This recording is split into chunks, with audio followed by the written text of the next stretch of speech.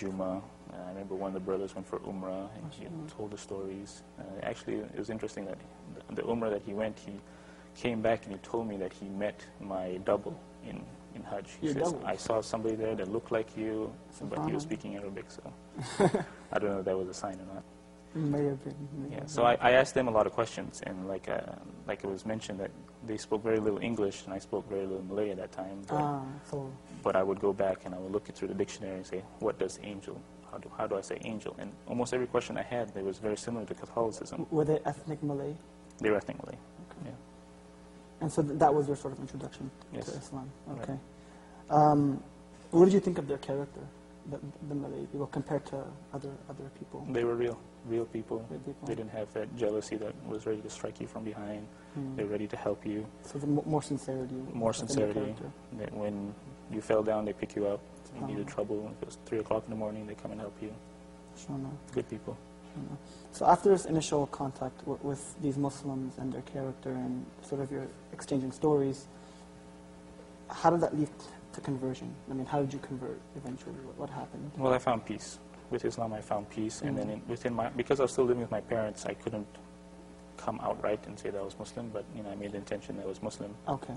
So within yourself? Within myself, Okay. and studied a little bit more. I got a few books and studied. And then the time came that I said, I can't go any longer hiding. I need to, become a full Muslim. Okay. So the year prior to converting, I fasted half month of Ramadan. Okay.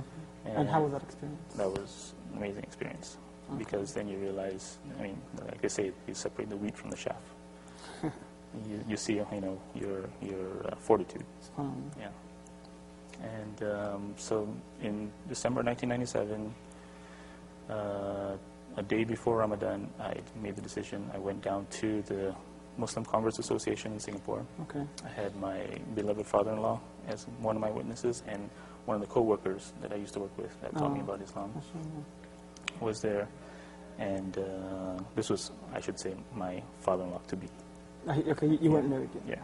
Okay. And I did my Shahada, and it was right before Maghrib, so I started my first hour as a Muslim in the month of Ramadan. SubhanAllah. MashaAllah. What a blessed time to convert. Yeah. And I didn't plan it, it was just God planned it. What was the feeling like when you, obviously you took the Shahada at the chamber. What was that like? It was like 3 tons of bricks were just taken off my back. SubhanAllah. Yeah, sometimes as immigrant Muslims, we sort of take for granted what we have. We don't really appreciate the blessing of this religion. So it's really inspiring to hear, that how much ease we actually have. Because when you're in the ease, it's really hard to know what others go through. But when you hear these stories, you realize that the blessing that you have having this deen. So here you converted, and you mentioned earlier that you really didn't come out with it beforehand because of the family relationships and everything. So how was that afterwards? I mean, obviously after you converted, they must have found out. So Yes, prior to my conversion, I did tell them I was going to convert. okay. But before that, like I said, I was learning more about Islam. I was trying to practice. I was eating only halal food. Okay. And learning about the prayer. And so my main concern was I didn't want to hurt them, because I know that my parents were good people, and they were religious. They were practicing Catholics, and I know that they love the Prophet Jesus. Definitely. And so I just didn't want to hurt them. I just had to find a way to transition into this new life that I was going to tell them about. Okay. So was it an easy transition? Well, my mother, she was, of course, being the eldest son, and she had a lot of high hopes for me. You were the eldest son. Yeah. Oh, okay. So this was something that she definitely wasn't. She was planning in her life. So she took it a little bit difficult for her. I can imagine. But my father, being an American, he was more broad-minded and was a little bit more of a buffer. But I think the greatest blessing I had was my grandmothers. And being the wiser ones, they told my parents to just leave me be, because I'm doing a lot better than other young 22-year-olds, 23-year-olds. I'm not on the streets, I'm not selling drugs, I'm not in jail, I'm not drunk. MashaAllah. So they had the wisdom. Yeah, he said, I mean, he's practicing his religion, he's worshiping his God, so be happy. So. MashaAllah. MashaAllah.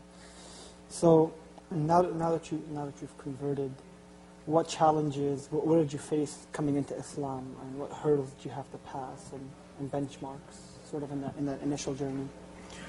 One of the things that being a hidden Muslim before I converted, not many people knew about it, and so I had to inform my coworkers, inform my friends. That was one of the challenges, just trying to tell them that even though I'm the same person, but I may not be doing the same things that I used to do, and I might be doing more things that I should have been doing, and dealing with my family, just trying to explain to them that I'm still the same son that you had, the same brother, the older brother that you had,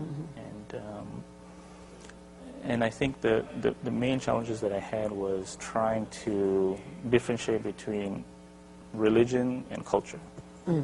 And there's no doubt that culture plays a very important role in the development of a Muslim, but it's important to realize that there is a difference. There's a difference, yeah. and deciphering what the cultural norms are, and what the actual religion is saying, Right. what other principles. Right. And actually, some of the cultures actually have a basis in the Sunnah.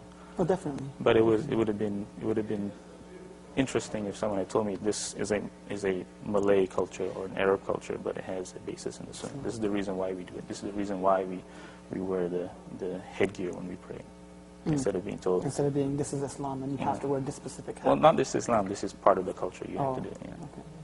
Sure. So, you converted in Indonesia, and then you moved Singapore, sorry, and then you moved to the U.S. afterwards. Yes. And In the year 2000, I was offered a job here, so Suzanne and I we moved to the U.S. in the Bay Area. In the Bay Area. Okay. And that's when I really became an American Muslim. Yeah. Living in Singapore, it was more or less of a single identity. Everybody followed one madhab, the Shafi madhab. The Singapore government more or less outlined what the Qutbas were going to say and how Islam. It was a single identity, which is good because then